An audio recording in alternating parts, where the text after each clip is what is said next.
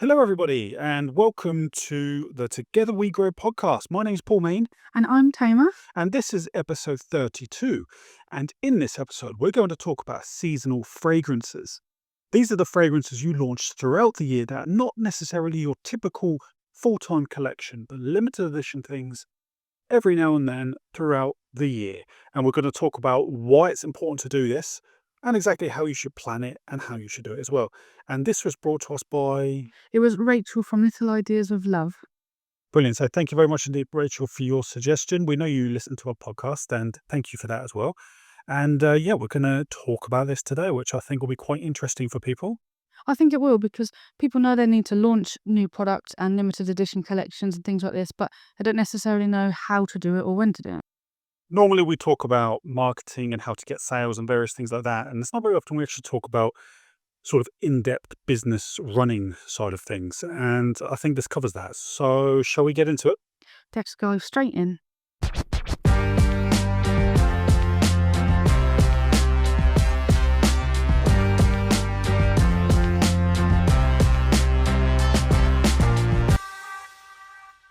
When we had Cozy Aromas, seasonal fragrances, limited edition products, all of that kind of stuff that we launched on a regular basis was a huge thing for us, wasn't it? It really was, yeah. And we put a lot of time and effort over the years in perfecting them and our collections, our launches and things like that as well, didn't we? So we had our normal full-time collection. We call it our full-time collection. It's your permanent collection, isn't it? The stuff that you always have on your website that people will top up. But of course, in home fragrance, you can, if you do things properly, you can get quite a high customer retention rate. And you build like a fan base around your products and your brand, and you can do that through your community in Facebook or wherever else you're building a community. But there's such a good opportunity there to get regular impulse buys from your customers on top of the normal stuff they buy, and that's where the limited edition and seasonal type fragrances will come from. And not just that, but you keeps your customer base interested and keeps them looking out at what you're doing, keeps them interested in everything that you're posting about and sharing. Yeah, And it gets that engagement up as well. exactly. So when we talk about this kind of stuff, when we say seasonal, obviously we're talking about your spring collection, summer, Christmas, autumn.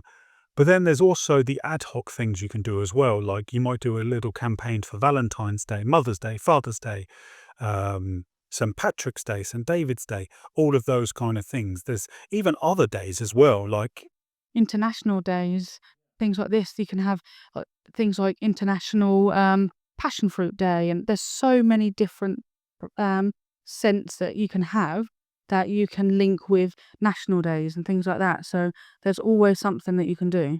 yeah, there is. And that, yeah, so, and that's it. There's so many different things you can do now. The key here really is to not, you don't want to overwhelm people. You don't want to do them all. So you don't want to be doing them every single week and stuff like that. You'll have your core things, which will be the main seasonal things: spring, summer, autumn, winter. You might even do something for New Year, that kind of thing. And then yeah, you want to pick maybe one a month. Bless you. Like, You might want to pick one a month that you'll launch as well. And if you follow everything that we've been talking about here at the Home Fragrance Academy, if you are a member of us and you've done some of our training and things like that, you'll know how we talk about building hype and how to do these pre-launches and launch campaigns for these products. So you'll feel very confident in doing that. yeah. And on top of that as well, you can also do like monthly themed boxes as well. So at Cozy Romans, we had a subscription box. Every month was a theme. We'd have, I don't know, cocktail inspired. We'd have Summer holiday. all sorts of things in Yeah. Caribbean, whatever. Every month would be a different theme, wouldn't it? It would. Not only does it help to deliver fragrances that are like not just seasonal, but like key at that time of the year. So like, but in March we'll do something that was like more floral and Mother's Day vibe, but it makes it easier for you to market them as well because you know with your theme you can release the theme ahead of time and get your customers like excited to know what's in the box, and then they can start guessing, oh, I think this scent's going to be in here, I think this scent's going to be in here. So it makes your marketing easier as well. It does, yeah. When you get that engagement from your existing Mm. customers. And it also gives you some feedback on things that you know your customers are interested in having in the future as well. Yeah, it really does. And yeah, you don't have to do a subscription box. You could just say that every month you launch a particular themed box of, I don't know, it could be a range of wax melts, a candle, whatever it is you do. You could do that every single month. And, you know, this is launching your seasonal collections, your limited collections and things like that, and why you should do it. So what we're going to talk about here then, I spoke about the benefits of doing it. Of course, it's keeping those customers coming back. It's that regular cash flow coming in as well. It's so important to do this kind of stuff. Don't just sit there and wait for people to order their favorites from your permanent collection. You want to be working hard doing this kind of thing. And it works very well. So how did we actually plan this? That's kind of the question. That's what Rachel was really asking, wasn't it? Yeah, how did we actually plan it, and like why did we do it the way we did it essentially? Okay, so this took a little while to get right, didn't it? You know, we would sit there at the beginning of the month thinking, what shall we do this month?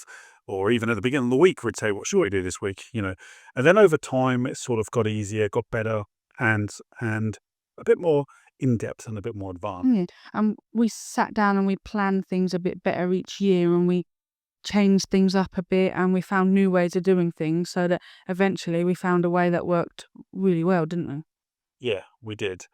And the way that worked really well for us was actually quarterly, but it was kind of like quarterly in advance one. And so it's almost 6 monthly, if you like, Yeah. because so what we do is, let's say we planned out at the beginning of January or the end of December, we planned out the first quarter of the year. When you get to the end of that quarter, you don't then want to be planning the next quarter because you've only got a couple of weeks before you launch your first thing within that quarter. So you kind of want to have a quarter in advance as well in your pocket. Yeah. But what we would do as a team, but you could do it yourself, we used to do it just us two, didn't we? Yeah. We would get a big A3 desk pad, which was basically 1 month calendar per page. So you can just go on Google and print these out, whatever you want to do. But it was just one A3 page, which had a month's calendar on it. We would have that, and we would have Google, and we would have our Facebook group open at the same time. We would mark off, first of all, we'd mark off like the international days, those limited edition days that we wanted to launch something. And we do ones like St. Patrick's Day, St. David's Day, those sorts of ones, didn't we? But so you want to make sure that you look at what your niche is, what your customer base is, and what you know they're likely to respond to and want to buy. Yeah. You don't want to launch something just for the sake of launching it. You want to make sure it fits in with your brand, it fits in with your customers, and it makes sense to launch. Yep, absolutely. But what we would try and do is almost every weekend something would happen. It wouldn't always be a brand new launch. It might be a particular bundle offer for that weekend. It might be one of our slower selling products. We've got 50 of them, and we're going to give those away for free for the first 50 orders on orders over £20, something like that. So we would always plan some kind of campaign every weekend. We did weekends because that works for us. Our customers got used to it.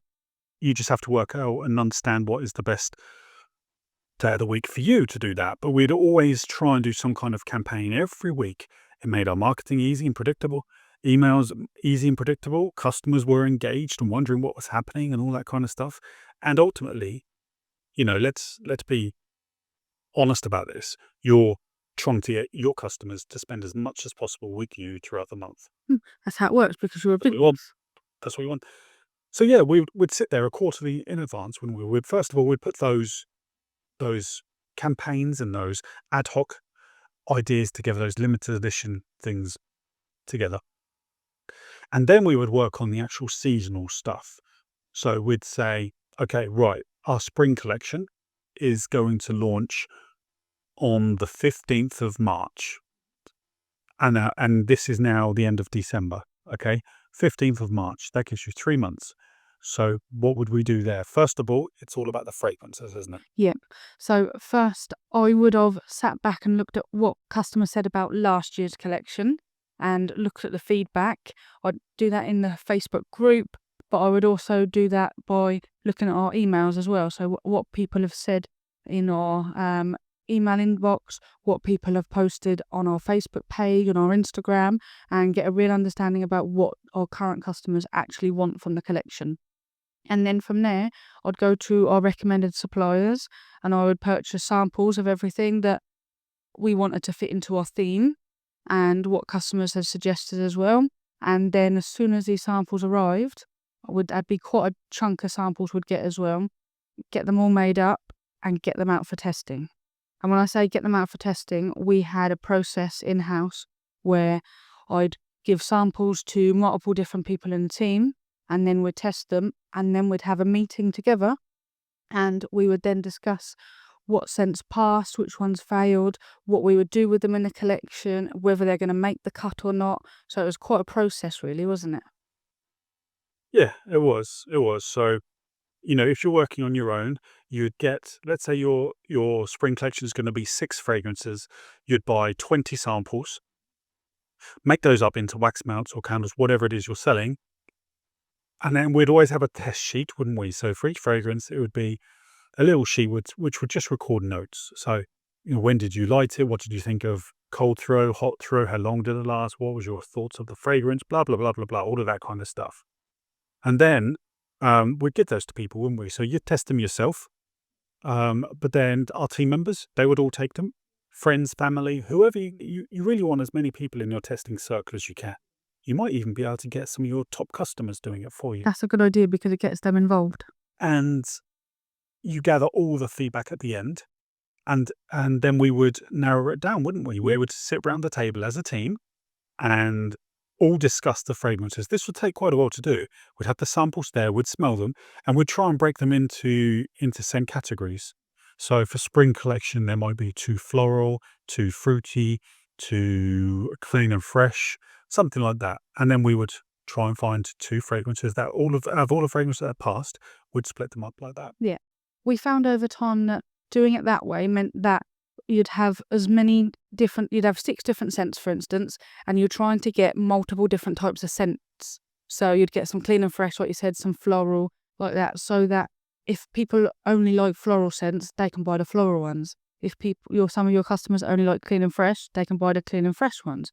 So that as many of your customers as possible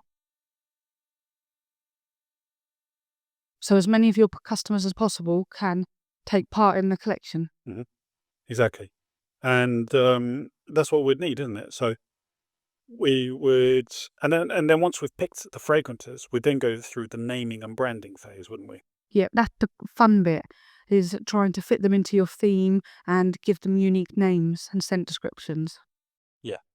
So from naming them, we went through a phase of picking names that were a bit obscure, didn't really mean much, because that drove curiosity. People would think, oh, what's this fragrance about? I'll have a little look at this and read the scent description. And then we also went through a phase of actually, toward the end, I think it was, of the names of the fragrances were actually scent notes, weren't they? Yeah. Like cherry blossom and stuff like that. And that worked very well as well, didn't it? It did, yeah. So it's just about obviously working out what your customers want and what works with your niche, obviously. But for us, in the end, that's how it worked, and that went down really well. And it meant if there was a scent that you like a cherry fragrance, you can then make sure that you buy that one. Yeah, exactly. Yeah, that's exactly it. And that's what worked well. I mean, from our point of view, we found that people did like the fragrance names, but the issue there is if you've called one, let's use the cherry blossom example. If someone doesn't like cherry, they're instantly going to be put off by it. So that's one thing you've got to think about. But that's what we do, isn't it? That's as simple as that. That's what we would do throughout a quarter. We would have so by the end of that 2-hour meeting or planning session or whatever it was, we'd have a whole quarter's worth of calendar filled up with stuff that we were going to launch. And then we worked backwards from there. So we knew how long, if it was a collection, a proper seasonal collection, we'd always give ourselves a lot more time, maybe 8 weeks, something like that. In those 8 weeks, we want to do testing, branding, labels, production, marketing, get all of that prepped. And then we would literally work back from there and schedule it all in with us, wouldn't we? Yep. All of our shorter, smaller limited edition stuff like the St. David Day and things like that, which, we'd create a unique fragrance for, but we'd end up just giving it away for free on our first 200 orders placed that day. So it's a different kind of campaign. Those kind of ones we could do within a few days. Yeah.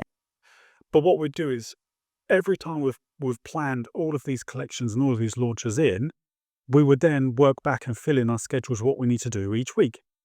So it could be this week, we need to test our autumn collection. We need to create the marketing campaigns for St. David's Day. And we also need to start doing polls and things in our group for our Easter launch. That's what we've got scheduled in that day or that week. Then the following week, it could be whatever else. And ultimately, if you follow that schedule, everything you're going to launch in the right time. Another really good benefit of doing this is it helps you budget and it helps you plan financially. You'll probably know roughly what you could make for launching a collection, a big collection, and also probably for launching a limited edition thing or running an offer or running some kind of free item on the first 20 orders or whatever it is. You probably know how much you can make on those days, and you should know how much it's going to cost you to fulfill those orders. Yeah. And when you need to buy the products in. So you could say, right, my spring collection launches in 8 weeks' time. I need to buy all the stuff in 6 weeks' time or in 2 weeks' time. So in 2 weeks, I need to budget £1,500 to buy all my ingredients. Yeah. And then it just helps you financially plan for all as well. That's what I found. And obviously that was my side of the business. And that's exactly what I used to do. I used to really budget it all properly. Yeah. I spent the money and you counted it all that was left. Yeah, exactly. And yeah, that's pretty much it. And when you did it like that, you're very organized. You know exactly what you're doing. You're not rushed. It just works. And then every day every week you have a list of things you have to get completed that week to work towards those launches. And this sounds incredibly simple because it was, but I just think a lot of people don't necessarily think that way or don't think about doing that. They don't. It doesn't cross their mind that that's a way of doing it. And to me, it worked well. Obviously, this is something that we did ourselves, and it not something that we did straight away in our first year. It took us obviously years to get this process into place and to get this system in place. But once we did, it made things so much easier. And like I said earlier, once you know what you're launching and when you're launching it, you can build up your hype and marketing in advance really seamlessly. It's very much easier to do because you know what you're going to be posting about. You know what you need to build hype about. You know what you need to talk about in your Facebook group and to ask questions about what seasons and things like that. You know what you're talking about. Yeah, and it does make it much easier. And, you follow all of the marketing advice, all of the pre-launch, hype building, post-launch stuff that we talk about here at Home Fragrance Academy. And you'll find that this all just fits together seamlessly. I mean, this is what we did at Cozy Aromas. And, that was a good business doing good things. And, working quite seamlessly, launching lots of new stuff on a regular basis. But on the face of it, it was quite seamless, wasn't it? It was, yeah. And actually, it was managed quite well in the end. Obviously, it took a little while, like you say, to get into the swing of things. But it was managed quite well from a budget, cash flow point of view, stock, everything. And then once collections had launched, after a couple of weeks, we'd put polls in our Facebook group, ask for feedback, we'd ask questions to customers, all this kind of stuff, because we really needed to understand what they liked, disliked about it, what they'd like next time. Because then, guess what? The next year, Tamer would go back in the group to that particular moment and see what people liked and what they disliked. The feedback from your customers is absolutely key because they're the people that are going to buy your product, and hopefully they're still the same customers are still there, obviously, because you've followed our systems and nurtured your customers, and they're returning customers. So they're still there. So when they post about what their favourite scents were, what they wish they had instead, you've got that feedback there already. Exactly. That's it. And so you do that throughout the year, and there's going to be lots of things you launch. You're going to be getting lots of great cash flow coming in. Obviously, you need to make sure you've got an audience for this. If you're just starting out and you haven't really got much, then just focus on your normal collection. Get those repeat customers coming in first before you start thinking about this. Otherwise, you're launching it to nobody. But once you're an established company, like Rachel from Little Ideas We Love is very much an established company, this will work very well.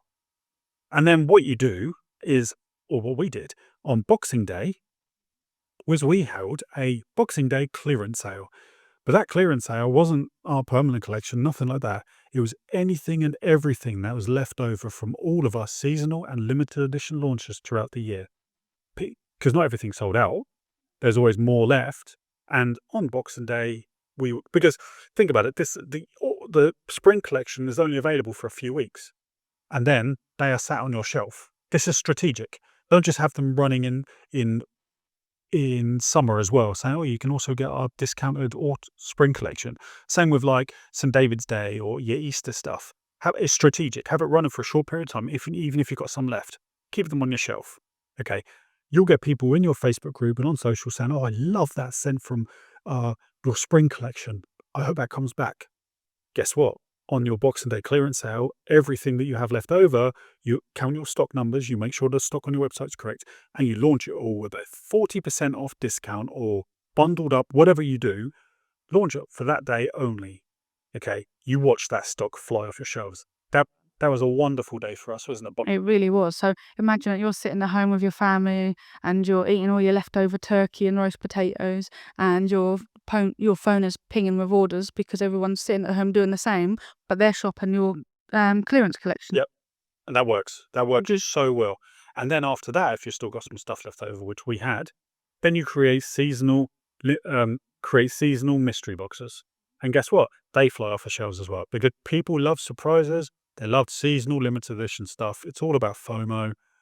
It just works, But of course, I know I made this sound quite simple and obvious, but this took years to test. This took years to get right.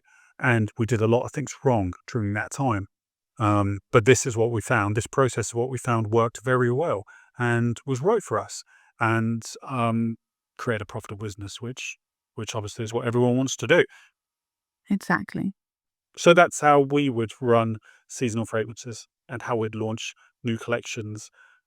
It's quite straightforward. Sit there with a piece of paper, plan out what you want to do for 2 quarters in advance, work back what your schedule looks like to achieve that, create your budgets and your cash and your sales forecast, and then have that big clearance sale at the end of the year. That would turn out to be a really good year for you, I think. I definitely agree.